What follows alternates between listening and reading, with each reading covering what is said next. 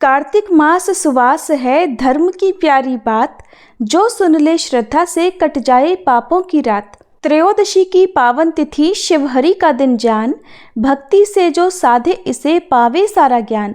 हरे कृष्णा। आप सभी पर कान्हा जी का आशीर्वाद सदा बना रहे। कार्तिक मास की त्रयोदशी तिथि यानी 13वें दिन का अत्यधिक धार्मिक महत्व है। इस दिन की गई पूजा, व्रत और कथा सुनने से जीवन के सभी संकट और दोष भगवान श्री हरि और शिव जी की कृपा से दूर होते हैं। त्रयोदशी तिथि को भगवान शिव और भगवान विष्णु दोनों की ही कृपा प्राप्त होती है। ये तिथि न केवल भौतिक सुख संपत्ति का आशीर्वाद देती है, बल्कि आत्मिक उन्नति और अंत में मोक्ष का द्वार भी खोलती है। और आज की इस कथा से हमें जीवन में धर्म और भक्ति की महिमा का बोध होगा। ठाकुर जी की कृपा से हम सभी को सभी विपत्तियों से मुक्ति मिलेगी। तो आइए प्रिय श्रोताओं, इस शुभ अवसर पर पूर्ण श्रद्धा के साथ कथा का शुभारंभ करते हैं। भगवान कृष्ण विष्णु भगवान के अवतार हैं और जब कान्हा जी का जन्म हुआ था तो बिल्कुल साधारण बालक की तरह वे पैदा हुए थे। विधाता का विधान तो पहले ही रचा जा चुका था और ये सब प्रभु की लीला ही थी कि कान्हा जी ने वसुदेव और देवकी के यहाँ जन्म लिया, लेकिन कंस के भय से वसुदेव ने उन्हें नंद बाबा के घर में पहुंचा दिया। नंद बाबा को भी इस बात का नहीं पता था कि स्वयं भगवान विष्णु के रूप में कान्हा जी उनके घर में प्रकट हुए हैं। कान्हा जी का साधारण बालक की तरह नामकरण किया जाना था, लेकिन जब उनके घर में नामकरण कराने के लिए जो पंडित जी आए, वो जान गए कि ये कोई साधारण बालक नहीं, ये तो साक्षात श्री विष्णु का अवतार है। तब कान्हा जी ने उन्हें आंखों ही आंखों में जो घूरा था, उसका बहुत अद्भुत सुंदर वर्णन आज की इस कहानी में आप सुनेंगे। जब वासुदेव जी ने एक टोकरी में रखकर कान्हा जी को गोकुल में पहुंचा दिया, तब वासुदेव जी की प्रेरणा से कुल पुरोहित गर्गाचार्य जी गोकुल में पधारे। नंद बाबा यशोदा जी ने बड़ा आदर सत्कार किया और वासुदेव देवकी का हालचाल पूछा और उनके आने का कारण पूछा। तो गर्गाचार्य जी ने बताया कि पास के गांव में एक बालक ने जन्म लिया है, मैं वही नामकरण के लिए जा रहा हूँ। बस रास्ते में आपका घर पड़ा तो सो आपसे मिलने के लिए चलाया। ये सुनकर नंद बाबा और यशोदा मैया ने अनुरोध किया कि बाबा, हमारे यहाँ भी तो 2 बालकों ने जन्म लिया है, आप उनका भी नामकरण कर दो। गर्गाचार्य जी ने मना किया कि तुम्हें है हर काम जोर शोर से करने की आदत। कंस को अगर पता चल गया कि तुम्हारे यहाँ बालक हुए हैं और मैंने नामकरण करवाया है, तब तो वो मेरा जीना मुहाल कर देगा। नंद बाबा कहने लगे, भगवान, गौशाला में चुपचाप नामकरण करा देना, हम ना किसी को बताएंगे। गर्गाचार्य जी आखिरकार किसी प्रकार तैयार हो गए। तैयार तो उन्हें होना ही था, वासुदेव जी ने जो भेजा था। जब रोहिणी ने सुना कि कुल पुरोहित आए हैं तो वह गुणगान बखान करने लगी। वो कुल पुरोहित का गुणगान बखान कर रही थी। उनके मुंह से इतने गुणगान सुनकर यशोदा जी बोली, अगर गर्ग जी इतने बड़े पुरोहित हैं तो ऐसा करो, हम अपने बच्चे बदल लेते हैं। तो मेरे लाला को और मैं तुम्हारे लाला को लेकर जाऊंगी, देखती हूँ कि कैसे तुम्हारे कुल पुरोहित सच्चाई जानते हैं। दोनों माताएं कुल पुरोहित की परीक्षा लेने पर ही उतर आई। बच्चे बदल लिए। दोनों एक दूसरे के बच्चे अपनी गोद में लेकर पहुंच गईं गौशाला में। यशोदा जी के हाथ में बच्चे को देखकर गर्गाचार्य जी ने कह दिया, ये रोहिणी का पुत्र है, इसलिए इसका नाम रोहणेय होगा और अपने गुणों से ये सबको आनंदित करेगा। तो इस बालक का एक नाम राम भी होगा और बल में इसकी कोई भी समान नहीं होगा, तो एक नाम बल भी होगा, मगर सबसे ज्यादा लिया जाने वाला नाम होगा बलराम। और ये किसी में कोई भेद नहीं करेगा, सबको अपनी तरफ आकर्षित करेगा। तो इस बालक का एक नाम संकर्षण भी होगा। लो जी, श्री कृष्ण के बड़े भाई बलराम का नामकरण तो हो गया। अब जैसे ही रोहिणी की गोद में उन्होंने बालक को देखा तो गर्गाचार्य जी तो बालक की मोहिनी मूर्तिया में ही खो गए। कहा तो दोनों माताओं ने अपने अपने बच्चे बदलकर गर्गाचार्य जी की परीक्षा लेना चाहा था, लेकिन गर्गाचार्य जी कोई साधारण पुरोहित नहीं थे। उन्होंने जब रोहिणी की गोद में सांवले सलोने कान्हा जी को देखा तो बस अपनी सुध बुध भूल गए। खुली आंखों से प्रेम समाधि लग गई। ऐसी समाधि लगी कि गर्गाचार्य जी तो सुध बुध खो गए। ऐसी सुध बुध खोई कि ना बोलते थे, ना हिलते थे। न जाने कितनी देर तक ऐसे ही पल निकल गए। ये देखकर बाबा और यशोदा मैया तो घबरा गए कि इन्हें क्या हो गया, ये कैसे जड़ हो गए। उन्हें हिला हिलाकर पूछने लगे कि बाबा क्या हुआ। अरे बाबा, आप तो हमारे लाल को देखते ही जा रहे हो, कि ये भूल गए कि आप हमारे बालक का भी नामकरण करोगे। लेकिन गर्गाचार्य जी तो जैसे कि सांवली सलोनी जो मूरत थी उसके सम्मोहन से बाहर निकल ही नहीं पा रहे थे। आखिरकार गर्गाचार्य जी को होश आया और एकदम बोल पड़े, नंद जी, तुम्हारा ये बालक कोई साधारण इंसान नहीं, ये तो। ऐसा कहते ही जैसे ही उन्होंने उंगली उठाई तभी नटखट से सांवले सलोने कन्हैया ने आंख दिखा दी। आंख किसको दिखाई जानते हैं? पुरोहित जी को। क्यों दिखाई? अब सुनिए। जैसे ही पुरोहित जी कान्हा जी की हकीकत बताने वाले थे कि ये तो भगवान है, तभी कान्हा जी ने आंखों ही आंखों में गर्गाचार्य जी को धमका दिया कि बाबा, मेरा भेद मत खोलना। मैं जानता हूं बाबा, यहाँ दुनिया भगवान का क्या करती है, उसे पूछकर अलमारी में बंद कर देती है। और बाबा, मैं यहाँ अलमारी में बंद होने तो नहीं आया हूं, मैं तो माखन मिश्री खाने आया हूं। माँ की ममता में खुद को भिगोने आया हूं। और अगर आपने मेरा भेद बतला दिया तो मेरा क्या हाल होगा, ये मैंने तुम्हें समझा दिया। मगर गर्गाचार्य जी मान नहीं पाए। उन्होंने दोबारा से कोशिश की। अब जैसे ही उन्होंने दोबारा से कहना प्रारंभ किया ही था कि ये तो साक्षात, तभी कन्हैया जी ने फिर धमका दिया, बाबा मान जाओ, नहीं तो ये जुबान यहीं रुक जाएगी और ये जो उंगली उठाई है ना, ये भी उठी की उठी रह जाएगी। आप जानते हैं, ये जो संवाद हो रहा था, ये बाबा में यानी कि पुरोहित जी में और कन्हैया जी में कोई मुंह से नहीं हो रहा था। बस ये सारा खेल आंखों ही आंखों में हो रहा था। आप में से बहुत सारे भक्त भोले हैं, मासूम हैं। आंखों से इशारे वाली बातें तो समझते ही होंगे ना। आंखों से भी बात की जाती है, जरूरी नहीं कि हर बात मुंह से बोलकर की जाए। तो कान्हा जी और पुरोहित जी आंखों ही आंखों में एक दूसरे से बात कर रहे थे। कान्हा जी उन्हें धमका रहे थे और पुरोहित जी बार बार मान मुलव्वल कर रहे थे। अब जब ये सारा खेल उनकी आंखों ही आंखों में हो रहा था, तो पास बैठे हुए नंद बाबा और यशोदा जी को कुछ भी नहीं पता चला कि आखिरकार ये हो क्या रहा है। वे दोनों तो मौन बैठे हुए थे। वे दोनों यानी कि कन्हैया जी गोद में और पुरोहित जी उनके सामने। ये सब देखकर आखिरकार गर्गाचार्य जी बोल उठे। बातों में आ गई कन्हैया जी की। कन्हैया जी ने उन्हें धमकाया जो था। कन्हैया जी कहने लगे थे कि गर्गाचार्य जी, अगर आपने मेरा नाम बता दिया, अगर आपने मेरी सच्चाई बता दी, तो मैं आपकी दाढ़ी के बाल नोच डालूंगा। अब गर्गाचार्य जी बोल उठे कि आपके इस बेटे के नाम अनेक होंगे। नंद जी, जैसा कर्म आपका बेटा करता जाएगा वैसे इसके नए नए नाम भी होते जाएंगे, लेकिन क्योंकि इसने इस बार काला रंग पाया है, इसलिए इसका एक नाम कृष्ण होगा, और इससे पहले ये कई रंगों में आया है। तो मैया यशोदा बोली, बाबा ये कैसा नाम बताया है? इसे बोलने में तो मेरी जीभ ने चक्कर खाने शुरू कर दिए हैं। जरा कोई आसान सा नाम हो तो बतला दीजिए। अब गर्गाचार्य जी कहने लगे, अच्छा यशोदा जी, तब तुम इसे कन्हैया, कान्हा, किशन, किसना कह लेना। यशोदा जी को अपने लाला का ये नाम बहुत पसंद आया। उनके मन की मुराद पूरी हो गई और फिर यशोदा जी ने सारी उम्र श्री कृष्ण भगवान को कान्हा ही पुकारा। इससे पहले के वृतांत में आपने सुना था कि किस प्रकार देवर्षि नारद ने राजा पृथु को सभी वेदों के बारे में बताया जो कि समुद्र में जाकर छिप गए थे। अब अहोई अष्टमी पूजन और एकादशियों, कार्तिक मास और प्रयागराज की महिमा का वर्णन सुनने के बाद महाराज पृथु ने देवर्षि नारद से कहा, हे देवर्षि, आप अब भक्त वत्सल भगवान की पूजा का विधि विधान बतलाने की कृपा कीजिए। तब नारद जी बोले, हे राजन, एक पुरातन इतिहास कहता हूं, सो ध्यान लगाकर सुनो। अत्यंत प्राचीन समय की बात है। कांतिपुर में चौल नाम का एक राजा राज्य करता था। उसके राज्य में समस्त प्रजा सुखी थी।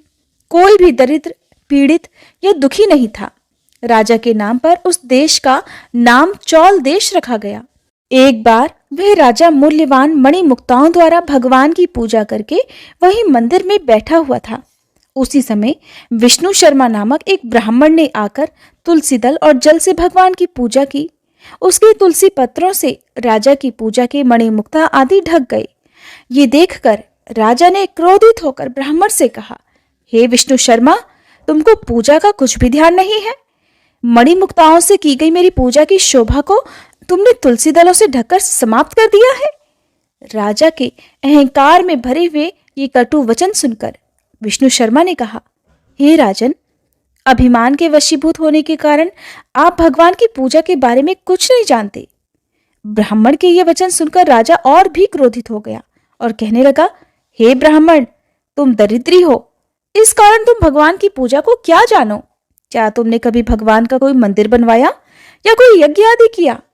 अगर यही बात है तो मैं देखता हूं कि भगवान की भक्ति करके पहले तुम स्वर्ग में जाते हो या मैं जाता हूं। ऐसा कहकर राजा ने गुंगल ऋषि को आचार्य बनाकर बड़े बड़े यज्ञ आरंभ कर दिए। साथ ही ब्राह्मणों को बहुत सा द्रव्यदान देने लगा। परंतु विष्णु शर्मा सदा की भांति माघ और कार्तिक मास के व्रत, तुलसी वनों का रोपण और ओम नमो भगवते वासुदेवाय मंत्र का सतत जप करते हुए भगवान की पूजा अर्चना करता रहा। वह उठते बैठते चलते फिरते हर समय भगवान का स्मरण और कीर्तन करता रहता था। कार्तिक मास में एक दिन उसने जैसे ही रसोई तैयार करके रखी कि कोई भोजन उठाकर ले गया। इसके बाद तो उसने व्रत भंग होने के भय से पुनः रसोई ही नहीं बनाई और भगवान का भजन करते हुए भूखा ही सो गया। दूसरे दिन फिर रसोई बनाई, फिर भोजन परोसा। जैसे ही भगवान को भोग लगाने लगा कि फिर कोई भोजन उठाकर ले गया। लगातार 7 दिनों तक ऐसा ही होता रहा और इस प्रकार विष्णु शर्मा को निराहार 7 दिन बीत गए।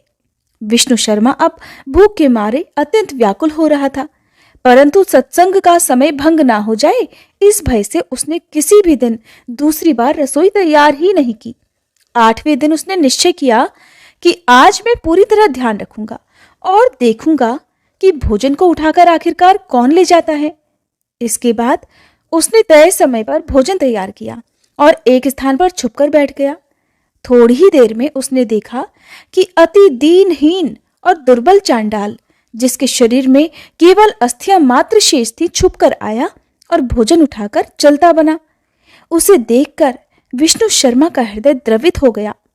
विष्णु शर्मा ने उस चांडाल से कहा, भैया, रूखा भोजन मत लेकर जाओ, मेरे पास थोड़ा सा घी है, वो भी लेते जाओ। ब्राह्मण के ये वचन सुनकर भयभीत हुआ वह चांडाल भागता हुआ ठोकर खाकर गिर गया। तभी विष्णु शर्मा भी उसके पीछे भागता भागता वहीं पहुंच गया और एक वस्त्र से उस पर हवा करने लगा।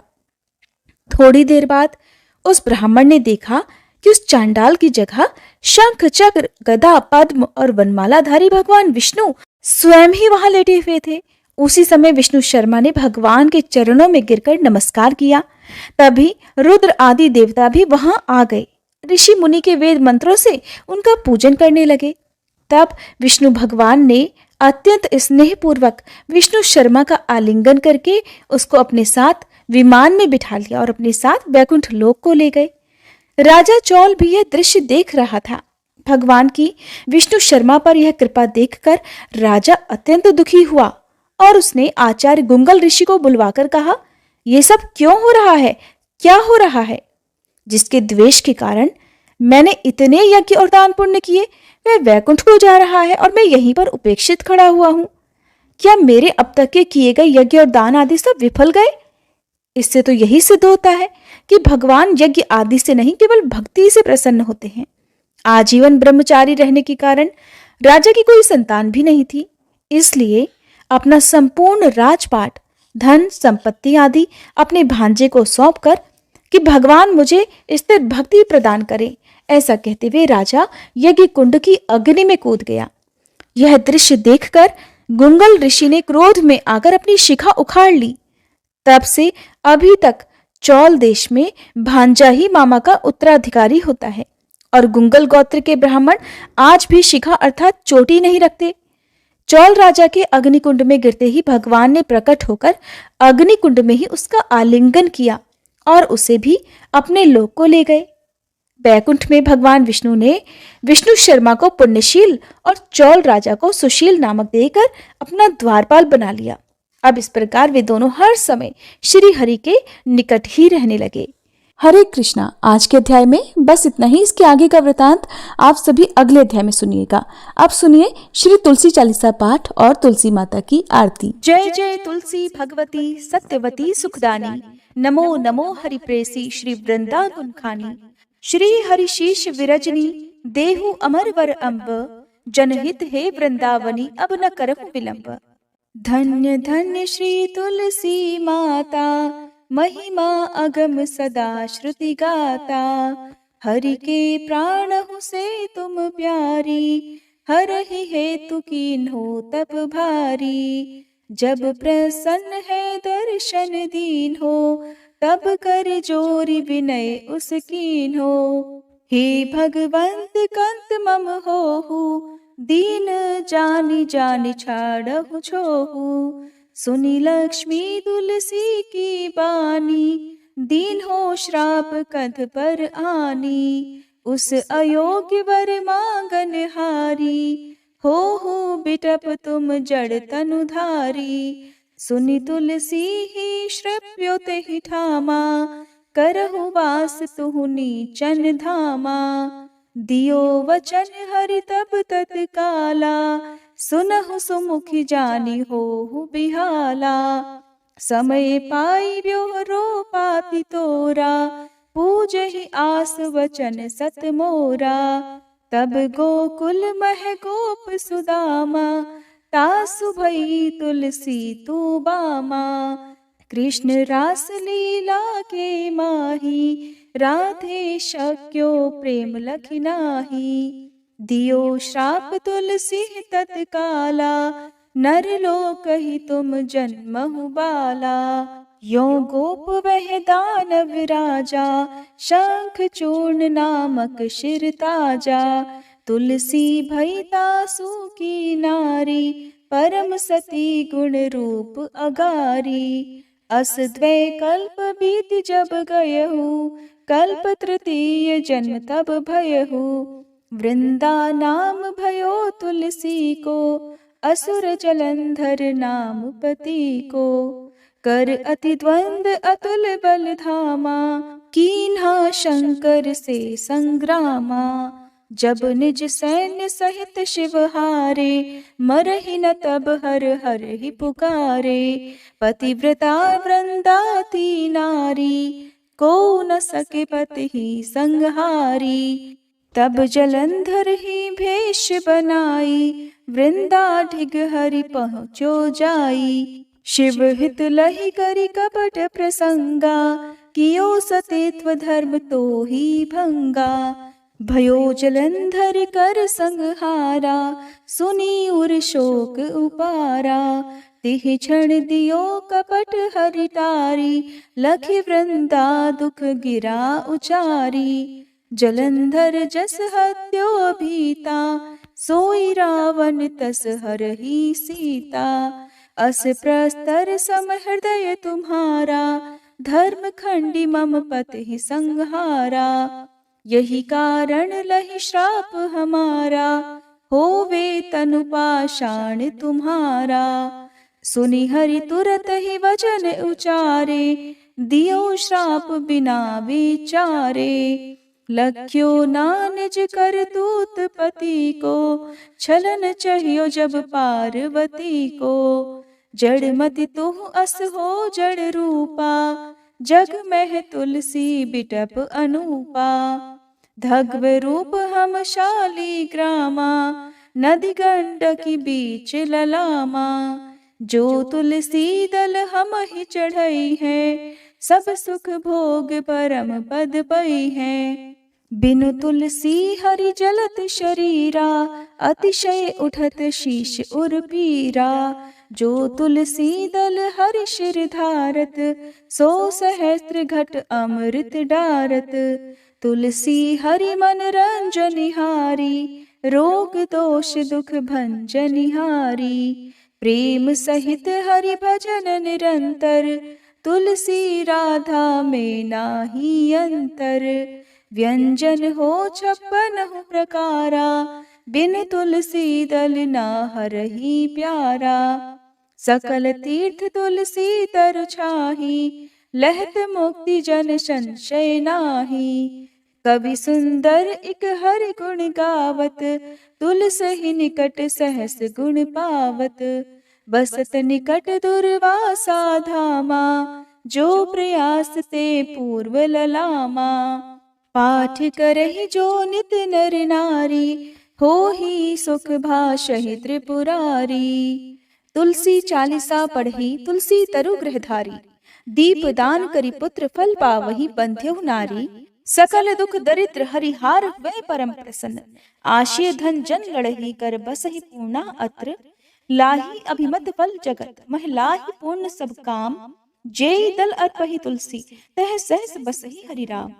तुलसी महिमा नाम लख तुलसी सूत सुख राम, मानस 40 रच्यो जग मह तुलसीदास। प्रेम से बोलिए तुलसी महारानी की जय। तुलसी महारानी नमो नमो, हर की पटरानी नमो नमो। तुलसी महारानी नमो नमो, धन तुलसी पूरण तप कीनो, शालिग्राम बनी पटरानी नमो नमो। तुलसी महारानी नमो नमो, हर की पटरानी नमो नमो। जाके पत्र मंजरी कोमल, श्रीपति कमल चरण लपटानी नमो नमो। तुलसी महारानी नमो नमो, हरि की पटरानी नमो नमो। कौन महीने बोई रानी तुलसा, कौन महीने हुई हरियाली नमो नमो। तुलसी महारानी नमो नमो, हर की पटरानी नमो नमो। कौन महीने हुई तेरी पूजा, कौन महीने हुई पटरानी नमो नमो। तुलसी महारानी नमो नमो। आषाढ़ मास में बोई रानी तुलसा, सावन महीने हुई हरियाली नमो नमो। तुलसी महारानी नमो नमो, हरि की पटरानी नमो नमो। कार्तिक मास में हुई तेरी पूजा, मंगसिर मास हुई पटरानी नमो नमो। तुलसी महारानी नमो नमो, हर की पटरानी नमो नमो। धूप दीप नैवेद्य आरती, पुष्पन की वर्षा बरसानी नमो नमो। तुलसी महारानी नमो नमो, हर की पटरानी नमो नमो। 56 भोग 3600 व्यंजन, बिन तुलसी हरि एक न मानी नमो नमो। तुलसी महारानी नमो नमो, हरि की पटरानी नमो नमो। जो तुलसी को सवेरे गाए, श्री कृष्ण के दर्शन पाए नमो नमो।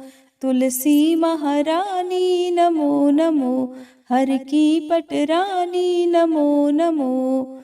जो तुलसी को दोपहर गाए, खीर खांड का भोग लगाए नमो नमो। तुलसी महारानी नमो नमो, हर की पटरानी नमो नमो। जो तुलसी को सांझ को गाए, श्री कृष्ण की आरती उतारे नमो नमो। तुलसी महारानी नमो नमो, हर की पटरानी नमो नमो।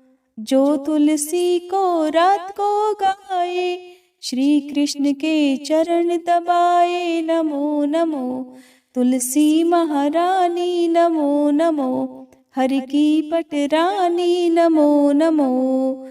सब सखी मैया तेरो यश गावे, भक्ति दान दीजय महारानी नमो नमो। तुलसी महारानी नमो नमो, हर की पटरानी नमो नमो। तुलसी महारानी नमो नमो, हर की पटरानी नमो नमो।